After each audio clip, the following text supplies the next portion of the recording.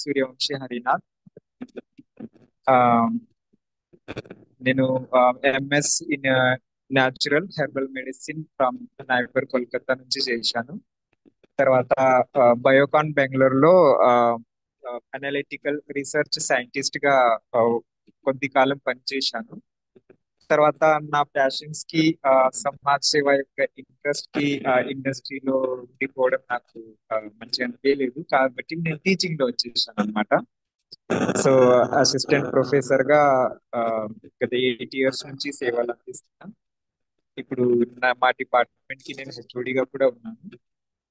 ఆ, ఈ రోజు థ్యాంక్ యూ ఆంజనేయ గారికి నాకు ఈ అవకాశం కల్పించారు. సమాజ్ సేవ యొక్క అవకాశం చాలా మంచిగా అనిపించింది.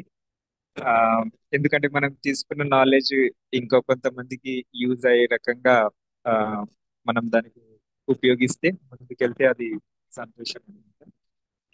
సో ఈ రోజు టాపిక్ వచ్చేసి హ్యూమన్ అనాటమీ అండ్ ఫిజియాలజీ గురించి. ఆ, కొన్ని కొన్ని ఇంగ్లీష్ పదాలు వాడచ్చా సార్? ఆ, ఎస్ సార్. ఆ, ఎస్. ఓకే. అయితే హ్యూమన్ అనాటమీ ఫిజియాలజీ గురించి వింటారు ఈరోజు. సో అనాటమీ ఫిజియాలజీ అనేది మూడు డిసిప్లిన్ లో ఉంటుంది. మూడు వేరే వేరే దాంట్లో. ఒకటి ఏంటంటే హ్యూమన్ కి, హ్యూమన్ బీయింగ్ అంటే మనుషులకి. రెండవది అనిమల్స్ కి. తర్వాత ప్లాంట్ కి కూడా. సో ముందు మనం స్కూల్లో చదువుకునేటప్పుడు బయాలజీ చదువుతాం. సో బయాలజీ ముందు సైన్స్ చదువుతాం, తర్వాత బయాలజీగా విడిపోతుంది. ఫిజికల్, కెమికల్ సైన్స్ వేరే అవుతుంది, బయాలజీ వేరే అవుతుంది.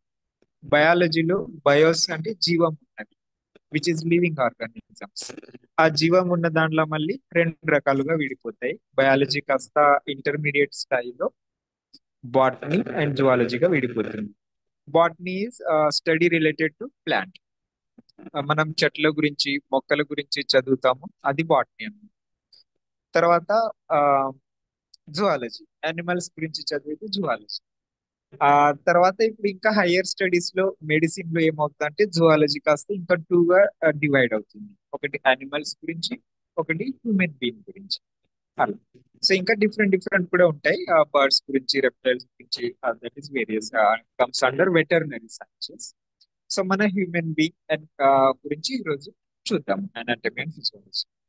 అనాటమీ అండ్ ఫిజియాలజీ ఏంటంటే, anatomy is a scientific study of structures, forms. So మన బాడీ ఎలా ఫామ్ అయింది, ఈ స్ట్రక్చర్స్ అంతా ఎలా అరేంజ్ అయినాయి అని చదివే దాని గురించి మనం అనాటమీ అంటాము. And physiology is a scientific study of the process of living organisms. So ఈ ఆర్గానిజమ్స్ ఒక దాంతో ఒకటి ఏ విధంగా కొలాబరేట్ అయ్యి తన ఫంక్షన్ చేస్తాయి, వాటిలో ఏం మెకానిజమ్స్ ఇన్వాల్వ్ అవుతాయి అని చదివే దాని గురించి మనం ఫిజియాలజీ అంటాం.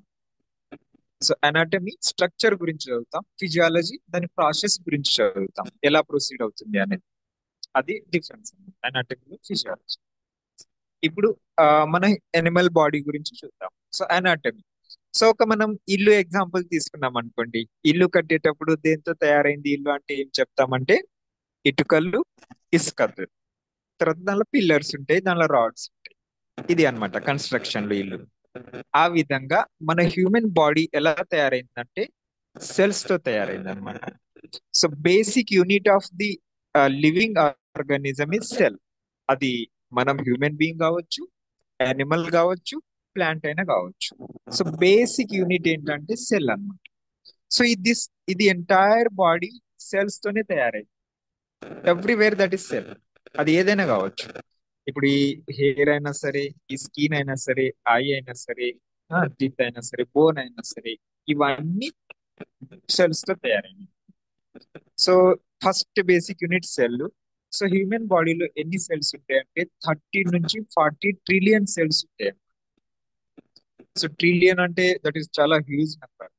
సో మిలియన్, మనం లక్ష, తర్వాత 10 లక్షలకు మిలియన్ అంటాం, తర్వాత బిలియన్స్ అంటాం, తర్వాత ట్రిలియన్స్ వస్తాయి, ఇలా అన్నమాట. సో 1,00,00,000,000కు మనం ట్రిలియన్. 1,00,00,000 కరోర్స్. 1 కరోర్, 2 కరోర్, 100 కరోర్, 1000 కరోర్, 1,00,00,000 కరోర్ అయినాక ట్రిలియన్. సో అలాంటి 30 నుంచి 40 ట్రిలియన్ సెల్స్ తో మన హ్యూమన్ బాడీ తయారు, ఒక అడల్ట్ యొక్క బాడీ. ఇప్పుడు ఈ సెల్స్, ఒక్కొక్క సెల్ ఇలా కలిసి ఉన్నప్పుడు ఆ సెల్ టిష్యూని ఫామ్ చేస్తాయి. దాని కణజాలం అంటారు, సెల్ ని కణం అంటారు.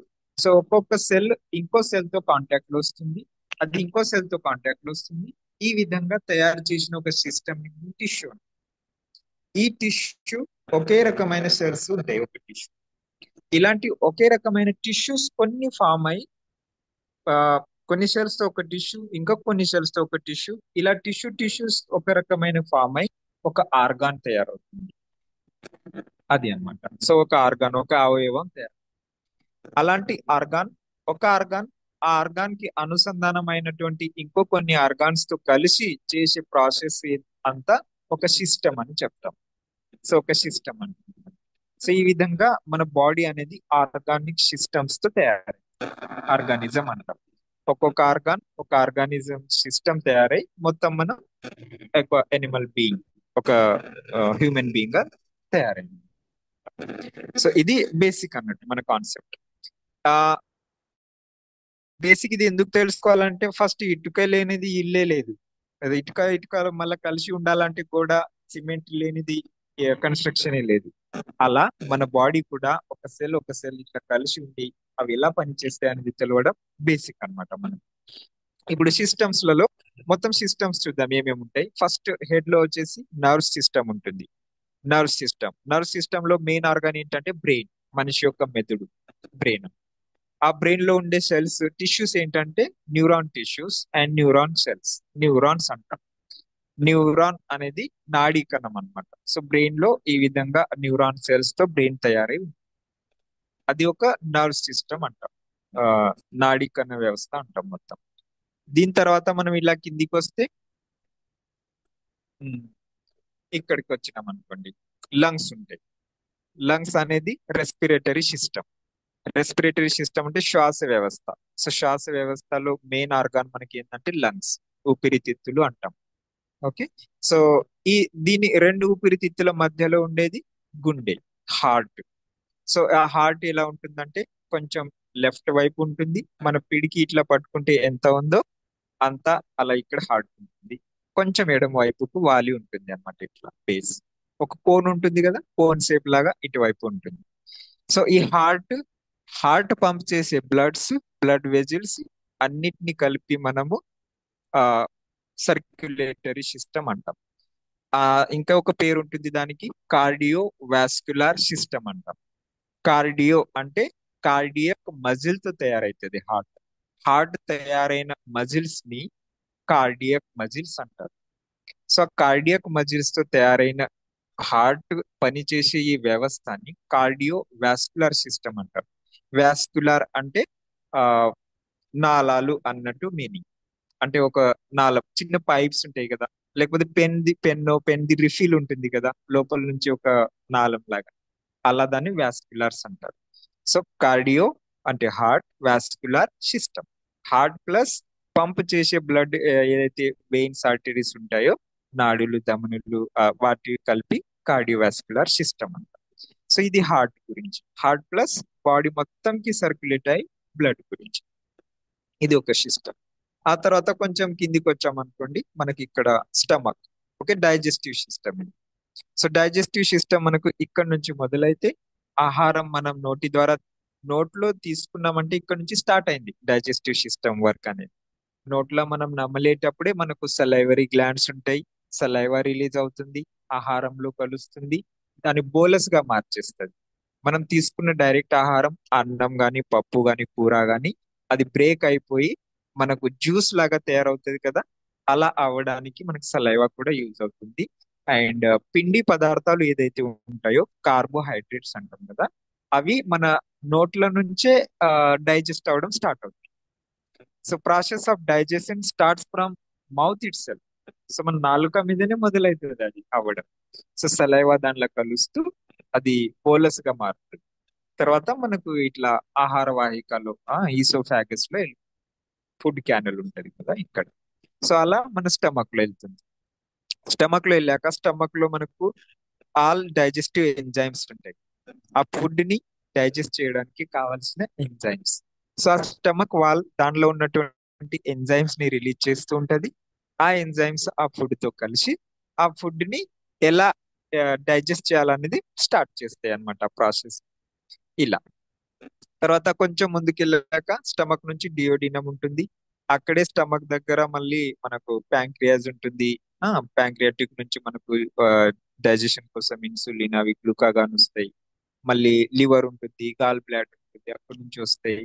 సో ఈ విధంగా అది స్మాల్ ఇంటెస్టైన్ కి వెళ్ళి అక్కడ డైజెస్ట్ అయిన ఫుడ్ నుంచి మనకు న్యూట్రిషన్ అనేవి ఆ, చిన్న పేగులలో అబ్జర్బ్ అవుతాయి. సో చిన్న పేగు ఏం చేస్తుంది అంటే దాన్ని ఆ డైజెషన్ అయిన జ్యూస్ నుంచి ఆ రసం నుంచి న్యూట్రిషన్స్ ని, ఖనిజ లవణాలని, పోషకాహారాలని అన్ని స్మాల్ ఇంటెస్టైన్ శోషించుకుంటాయి, అబ్జార్బ్ చేసుకుంటాయి. అక్కడి నుంచి అది మనకు మళ్ళీ బ్లడ్ లోకి వెళ్ళిపోతుంది తిన్న ఆహారం అనేది. తర్వాత స్మాల్ ఇంటెస్టైన్ తర్వాత ఆ పోషకాలు మనం తీసేసినాక ఆ మిగిలిన ఏదైతే ఉంటుందో అది మళ్ళీ లార్జ్ ఇంటెస్టైన్ లో వెళ్ళి అట్లా లార్జ్ ఇంటెస్టైన్ గుండా వెళ్ళి మళ్ళీ కొలాన్కి వెళ్తుంది. సో లార్జ్ ఇంటెస్టైన్ తర్వాత భాగం కొలాన్ అంటారు.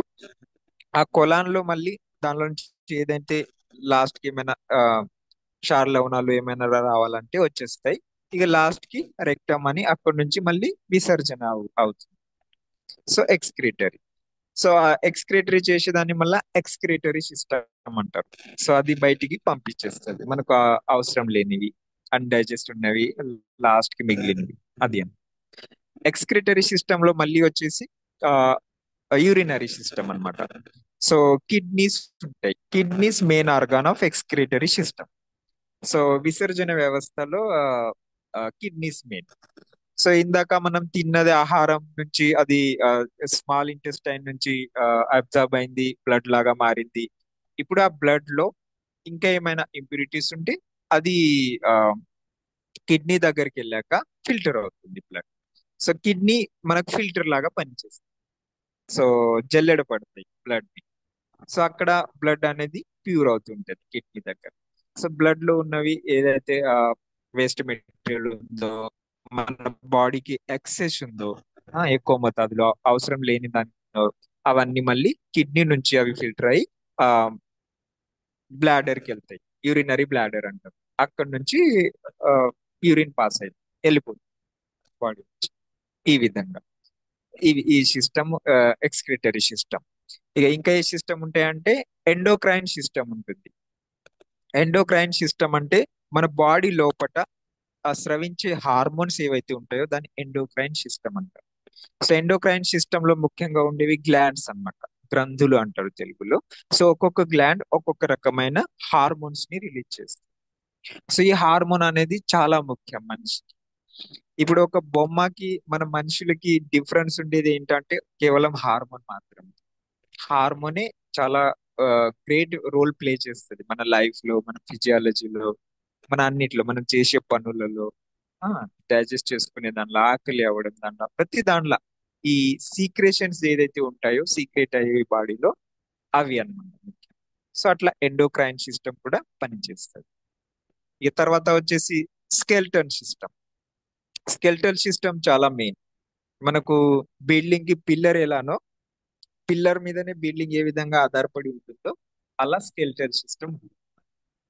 సో ఈ బోన్స్ ఏదైతే ఉన్నాయో మనం నిలబడితే ఇప్పుడు కాళ్ళు ఉన్న బోన్స్, వెన్నుపూసలు, ఇవి బ్యాక్ బోన్స్, తర్వాత హ్యాండ్లు ఉన్న బోన్స్, ఇక్కడ మనకు స్కల్ ఉంటుంది, బ్రెయిన్ కు చుట్టూ ఉన్న రక్షణ కవచం స్కల్ అన్నమాట, పుర్రే. సో ఈ విధంగా ఇవన్నీ బోన్స్ కూడా ఉంటాయి. సో ఇది స్కెల్టల్ సిస్టమ్ అంట. ఇక బోన్స్ తో అనుసంధానమై మజిల్స్ ఏదైతే ఉంటాయో, ఇప్పుడు ఈ బోన్ కి మనకు మజిల్ ఉంటాయి, బోన్ కు అనుకుని మజిల్స్ ఉంటాయి మనకు. సో ఈ మజిల్ ఏదైతే ఉంటాయో వాటిని మళ్ళా స్కెల్టల్ మస్క్యులర్ సిస్టమ్ అంటారు. సో స్కెల్టల్ మజిల్స్ కూడా అంటారు. సో మస్క్యులర్ సిస్టమ్ అన్నమాట. బాడీ మొత్తంలో ఎక్కడెక్కడ మజిల్స్ ఎలా రావాలనే వాటిని ఈ సిస్టమ్ అంటారు. ఇక తర్వాత వచ్చేసి ఇమ్యూనిటీ ఉంటుంది కదా, ఇమ్యూన్ సిస్టమ్ అంటారు. రోగ నిరోధక శక్తి మనిషికి ఉంటుంది, దాన్ని ఇమ్యూన్ సిస్టమ్ అంటాం. సో ఇమ్యూన్ సిస్టమ్ ఎలా పనిచేస్తుంది అంటే అది అంత బ్లడ్ లో ఇమ్యూన్ సిస్టమ్ ఉంటుంది, బాడీ మొత్తం ఫ్లో లో ఉంటుంది, ఇమ్యూన్ సిస్టమ్ తిరుగుతూనే ఉంటది అలా అన్నమాట.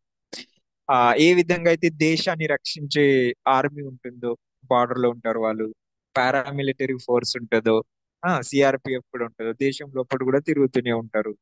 ఆ విధంగా మనకు ఇమ్యూన్ సిస్టమ్ ఉంటుంది, ఇమ్యూనిటీ. సో అది కూడా మన బ్లడ్ లో శరీరం అంతా తిరుగుతూ ఉంటుంది, ప్రయాణం చేస్తూనే ఉంటుంది. ఎక్కడెక్కడ ఏం డిఫెక్ట్ వచ్చినాయో, ఎక్కడెక్కడ ఏం ప్రాబ్లమ్ ఉన్నాయో దాన్ని డిటెక్ట్ చేసి గుర్తించి దాన్ని నయం చేసే పని ఇమ్యూనిటీ సిస్టమ్ చేస్తుంది. ఆ ఇమ్యూనిటీలో ఇంకొక భాగంగా లింఫాటిక్ సిస్టమ్ ఉంటుంది. సో ఆ లింఫ్ అనేది మనకు ఆ ఇట్లా మన బయట నుంచి ఏదైతే బ్యాక్టీరియాస్, వైరస్, ఫంగస్ ఏమైనా వస్తాయో మనకు హానికరకం, వాటి అన్నిటిని తగ్గియడానికి పనికి వస్తుంది అన్నమాట. అది ఇమ్యూనిటీలో భాగంగా లింఫాటిక్ సిస్టమ్. ఇక తర్వాత వచ్చేసి రిప్రొడక్టివ్ సిస్టమ్. సో ఇప్పటి వరకు చెప్పిన సిస్టమ్స్ అందరికి సేమ్ ఉంటాయి, మేల్స్ కి ఫిమేల్స్ కి, స్త్రీలకైనా పురుషులకైనా సేమ్ ఉంటాయి ఇప్పుడు వరకు చెప్పినవి. ఇప్పుడు ఉన్నది ఏంటంటే రిప్రొడక్టివ్ సిస్టమ్. ఓకే, ప్రత్యుత్పత్తి వ్యవస్థ అంటారు. సో మనం నెక్స్ట్ జనరేషన్స్ ని తయారు చేయడానికి హెల్ప్ అయ్యేది రిప్రొడక్టివ్ సిస్టమ్. సో అది మేల్లో వచ్చేసి మనకు టెస్టిస్ ఉంటాయి, దాని ద్వారా ఆ రిప్రొడక్షన్ కి కావాల్సినటువంటి హార్మోన్స్ వస్తాయి అలా. తర్వాత అవి బ్రెయిన్ నుంచి కూడా రిలీజ్ అవుతాయి.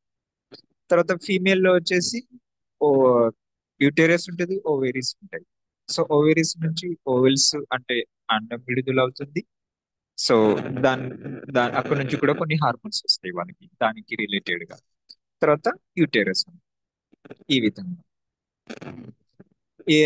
సో ఇవి మామూలుగా సిస్టమ్స్ ఓవర్వ్యూ, మన హ్యూమన్ బాడీ ఎలా తయారైంది అనేవి అన్ని సిస్టమ్స్ అన్నమాట. ఈ అన్ని సిస్టమ్స్ కలిసి మన లైఫ్ ఉంటది అనమాట, మనం నడుస్తూ ఉంటాం. సో ఒక ఆ, బండి ఎలా నడుస్తుంది అనేది మనం తెలుసుకుంటాం.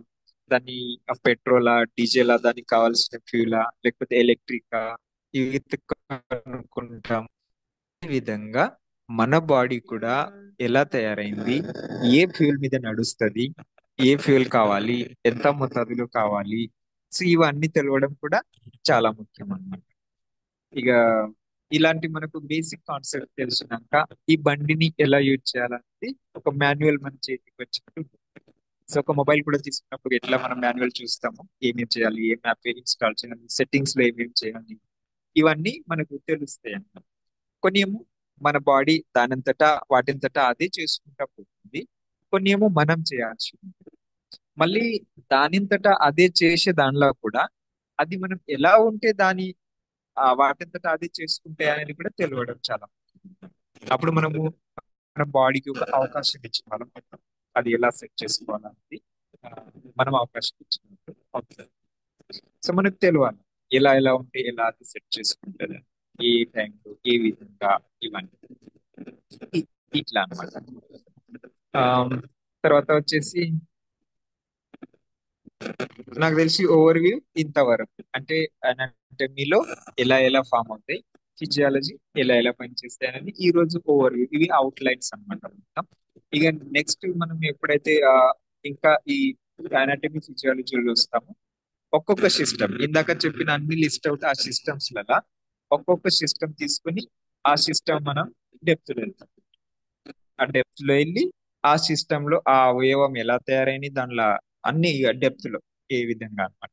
మళ్ళీ దాని పని చేసే విధానం, మెకానిజం, దాని ప్రిన్సిపల్ అన్ని అర్థం చేసుకుంటాం. అప్పుడు మనం ఒక్కొక్క పార్ట్ ని కూడా మనం అర్థం చేసుకుని దాన్ని మంచిగా నడిపేయడం.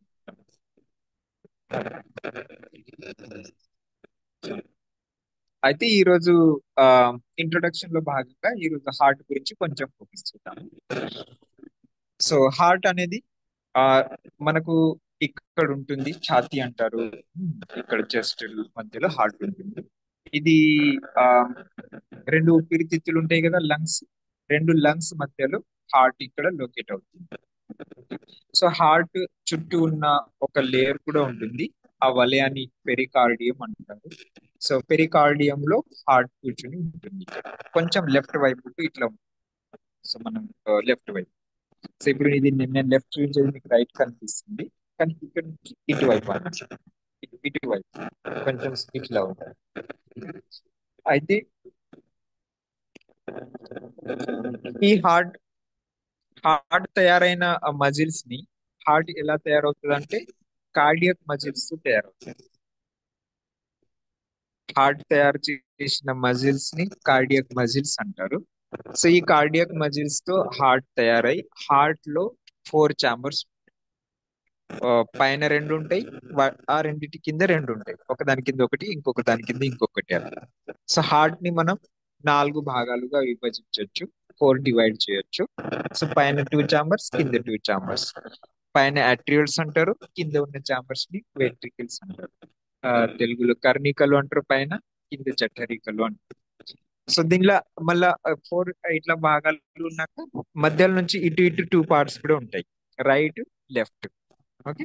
సో రైట్ భాగం ఉంటుంది, లెఫ్ట్ భాగం ఉంటుంది. సో రైట్ ని రైట్ అట్రియోల్, దాని కింద ఉన్నది రైట్ వెంట్రికల్ అంటారు.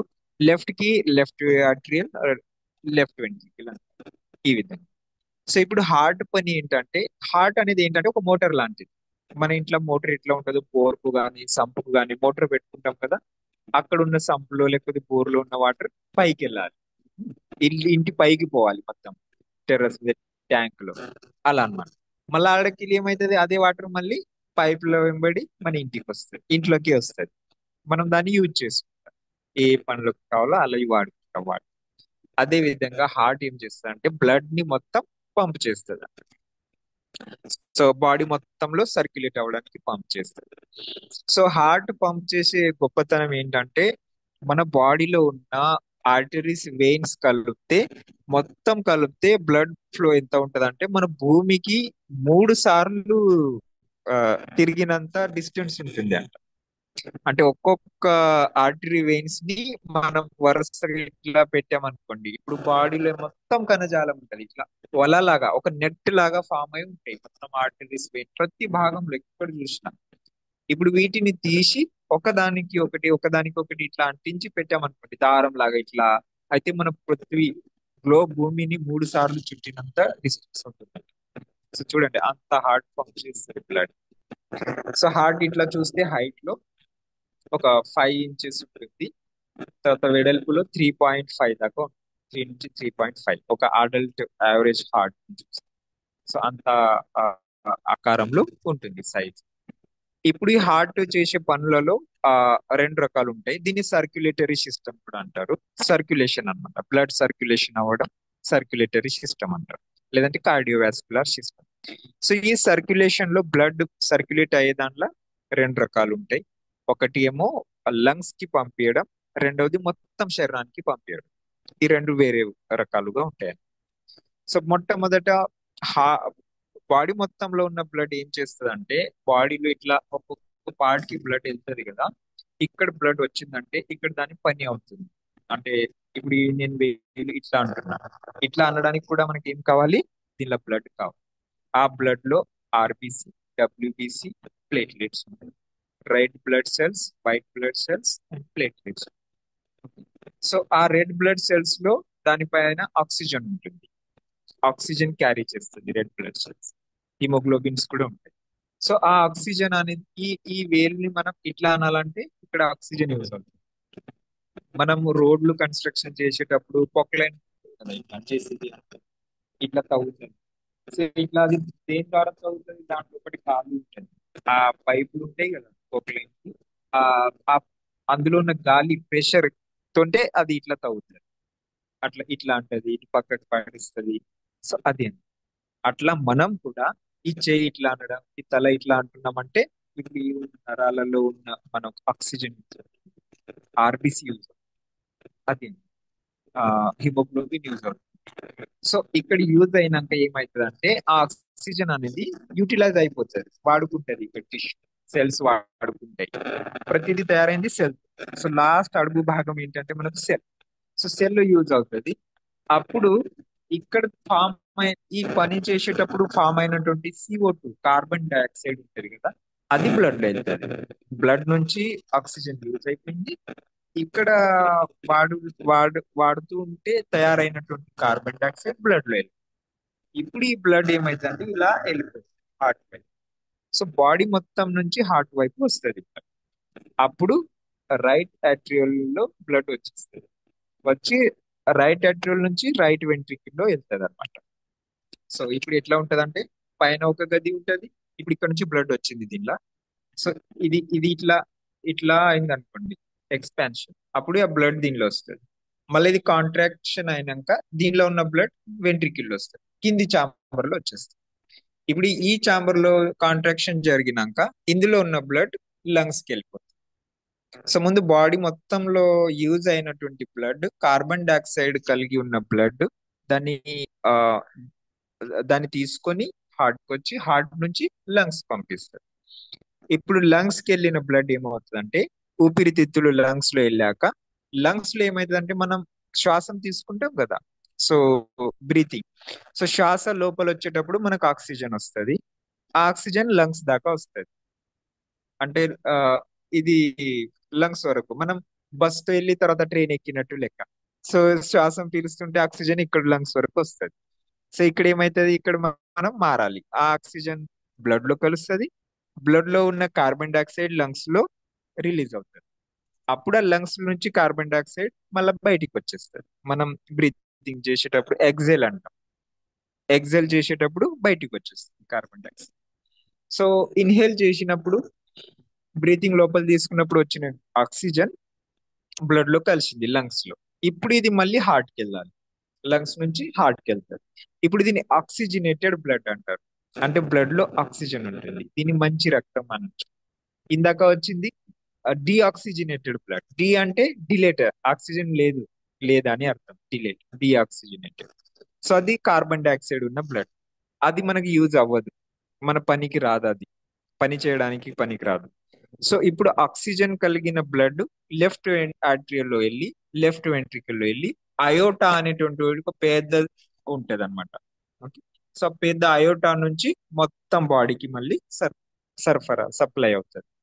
సో ఈ విధంగా బ్లడ్, ఆక్సిజన్ కలిగిన బ్లడ్ మళ్ళీ బాడీ మొత్తంకి సప్లై అవుతుంది. సో ఈ విధంగా బాడీలో ఆక్సిజన్ ఉన్న బ్లడ్ వెళ్ళాక మళ్ళీ మనం ఏ అవయవాలు ఎక్కడ ఏం చేయాలో అక్కడ అది యూజ్ అవుతూ ఉంటది అనమాట. So this is continuous process. మనం బోర్ అయితే ట్యాంక్ నిండేదాకా మోటార్ ఆన్ చేసుకోవచ్చు, ట్యాంక్ నిండినాక ఆఫ్ అవుతుంది, మళ్ళీ అది వాటర్ వాడేదాకా కూర్చోవచ్చు వట్టిగా. కానీ ఇక్కడ అలా కాదు, ప్రతి దానికి బ్లడ్ యూజ్ అవుతూనే ఉంటది, ఆక్సిజన్ యూజ్ అవుతూనే ఉంటది. సో మొత్తం బాడీకి కావాల్సింది ఫస్ట్ ఆక్సిజన్. ఇది అందుకే ఆక్సిజన్ ఏమంటారు, ప్రాణవాయు అంటారు.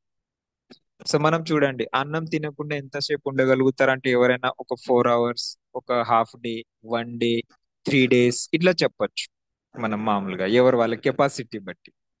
మరి నీళ్ళు తాగకుండా ఎంతసేపు ఉండగలుగుతారంటే గంట, 2 గంటలు, 3 గంటలు, హాఫ్ డే, 1 డే చెప్పొచ్చు.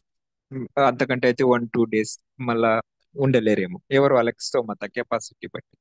కానీ ఆక్సిజన్ తీసుకోకుండా ఎంతసేపు ఉండగలుగుతారంటే ఇక అది ఆ, మనం యోగాలోనే తెలుసుకోవాలి. ఇక యోగాలో ఎంతసేపు మనం బ్రీతింగ్ ఆపగలుగుతాం, ఆ ఎలా చేయగలుగుతాం అని. సో ఆక్సిజన్ ఎంత ముఖ్యం అంటే అందుకనే దాన్ని ప్రాణవాయువు అంటారు. సో మన ప్రాణం నడవాలంటే దానికి ఫ్యూయల్ ఫస్ట్ ఆక్సిజన్. సో ఈ విధంగా ఆక్సిజన్ మన ఆ, శ్వాస వ్యవస్థలో, రెస్పిరేటరీ సిస్టమ్ లో మన బాడీలో వచ్చి లంగ్స్ లో వచ్చి అది మనకు సర్క్యులేటరీ సిస్టమ్ కి అందిస్తుంది బ్లడ్ కి. అది మళ్ళీ హార్ట్ పోయి హార్ట్ నుంచి ఈ విధంగా మన అన్ని అవయవాలకి బ్లడ్ వెళ్ళిపోతుంది. ఈ విధంగా బ్లడ్ సర్క్యులేషన్ అనేది జరుగుతుంది. సో హార్ట్ ఇది ఇంకా ఇంకా మనం తర్వాత తర్వాత తర్వాత సెషన్స్ లలో మీకు డయాగ్రామ్స్ తో పాటు వాటి పని చేసే విధానం, దాని ఫ్లో, డైరెక్షన్స్, వీటన్నిటితో మనము వాటిని ఇంకా క్లుప్తంగా అర్థం చేసుకోవచ్చు డీటెయిల్స్ లో వాటి. ఆ, సార్ ఇంకా ఇప్పుడు వినిపించింది కదండి అందరికి? ఎస్ సార్, చాలా క్లియర్ గా వినిపించేది. Thank you, sir, thank you. Thank you so much. Anjaneyulu garu, conclusion ఇవ్వండి. ఎవరికైనా ఒకవేళ ఏమైనా ఏమన్నా వింటూ డౌట్స్ వింటూ ఉంటే హ్యాండ్ దాంట్లో రైజ్ ఏమైనా చేయండి. డౌట్ అనిపించినా ఏదైనా అడగాలనుకుంటే అడగచ్చు ఇంట్రొడక్షన్ పార్ట్ లో. అంటే ఈ రోజు జస్ట్ ఓవర్ వ్యూ ఉండే, అంటే మనకు అవుట్ ఫ్లో అన్నమాట దాని. సార్, ఎవరికైనా ఆ, ఏమైనా డౌట్స్ ఉంటే హ్యాండ్ రైజ్ చేయండి, లేదా అందరికి అన్మ్యూట్ ఆప్షన్ ఇస్తాను. అట్లా ఆప్షన్ ఇవ్వండి, వాళ్ళు ఎవరైనా అడగాలనుకుంటే మీరు మీకు మీరు అన్మ్యూట్ చేసుకుని ఏదైనా అడగచ్చు ఈ introduction part. Sir, unmute option ఇచ్చాను అందరికి. Okay sir. మైక్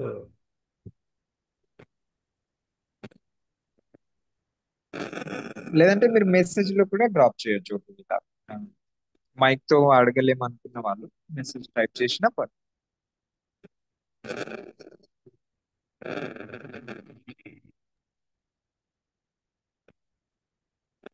సో మనం చాలా బేసిక్ లో వెళ్తున్నాము. అడుగు నుంచి ఇప్పుడు ఆంజనేయులు సార్ ఎట్లా డిజైన్ చేశారంటే యోగా డైరెక్ట్ యోగానే కాకుండా అడుగు నుంచి తీసుకొస్తారు.